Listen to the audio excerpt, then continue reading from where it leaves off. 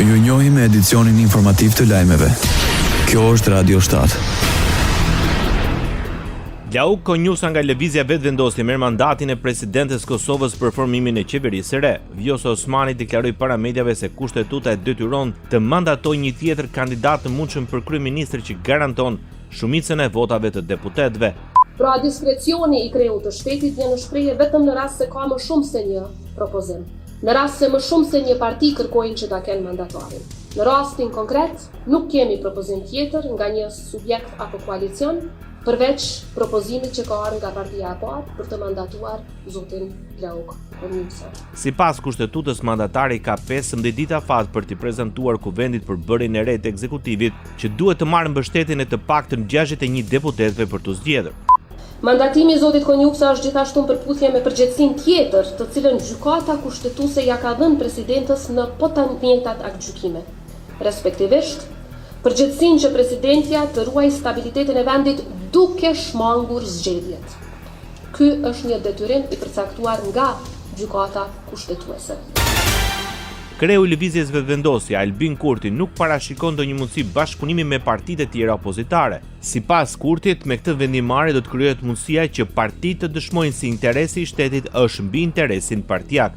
Ne dërguam tek zonja presidente e Republikës, Vjosa Osmani, emrin e Gjauk Konjusës, ish kryetarit të kuvendit, nën kryetarit të parë të subjektit ku jam kryetar, që të bëjmë edhe një tentim për formimin e qeverisë, në mënyrë që mos të ketë dy palë zgjedhje për pak muaj, dhe përveç kësaj, me qenë se opozita po thotë se kurse se nuk pranon të votoj buxhet të qeverisë në detyrë, ndonë se ne e kemi bërë këtë kur ishte kryeministër Abdullah Hoti, atëherë ja leta kemi një qeveri e cila nuk është më në detyrë, po e votuar në Kuvend të Republikës dhe leta kalojnë buxhetin. Po të ishte parakusht gjashtën e nënshkrime që të tentohet herën e dytë të formohet qeveria, nuk do të kishte pasur kuptim afati 15 ditor i cili ekziston për herën e dytë.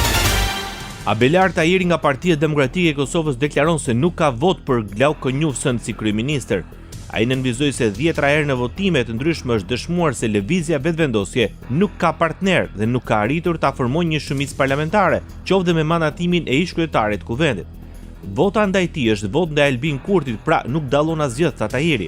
Për ne si kryeministri Kurti që është në ikje ashtu sikurse kryetari Konjusa janë të njëjtët, nuk i dallojmë, nënvizoi deputeti i Partisë Demokratike të Kosovës. Kundër Konjusës është edhe kryetari Nismës. Fatmir Limaj tha se nuk do të votojnë këtë qeveri të propozuar nga lëvizja vetëvendosje. Sipas Limaj, to veprimet e vetëvendosjes janë llogari elektorale për të dielën dhe pas së dielës. Ne nuk i votojmë, këto agenda partijake elektorale s'kan absolutisht asgjë interes shtetëror, deklaroi Fatmir Limaj. Edhe Aleanca për Ardhmërinë e Kosovës është kundër mandatit të Gjauk Konjusës si kryeministër. Deputeti i Aleancës Dauta Haradinaj tha se presidenti Osmani është duke vepruar në shërbim të Albin Kurtit. Sipas Haradinajt, Osmani ka vendosur të kryejë favore për Kurtin duke e mësuar atij që zgjedhjet të mbahen në fund të këtij viti.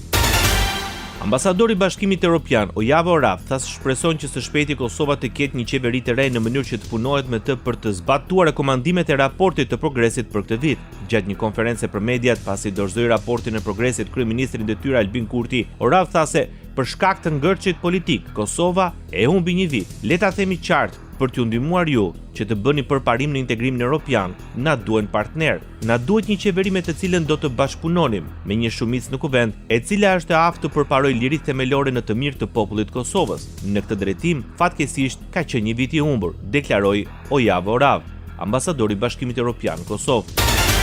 Albin Kurti, si udhëheqës i partisë fituese të zgjedhjeve të 9 shkurtit më 26 tetor, dështoi të merrte mbështetjen e kuvendit për formimin e ekzekutivit.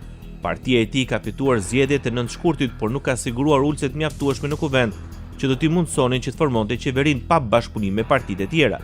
Në zgjedhjet e 9 shkurtit, PDK-ja ka fituar 24 ulse, LDK-ja 20, Aleanca për Ardhmërinë e Kosovës 5 dhe 3 deputet ka Nisma Social-Demokrate, që në zgjedhje garojnë në listë përbashkët me Aleanca për Ardhmërinë e Kosovës. Lista serbe ka 9 nga 10 ulse të garantuara për minoritetin serb, një ka partia e Nenad Rashiqit dhe 10 ulse të tjera i kanë fituar përfaqësuesit e minoriteteve të tjera. Ndoqët lajmet shkurt në Radio 7, zëri pozitiv i qytetit.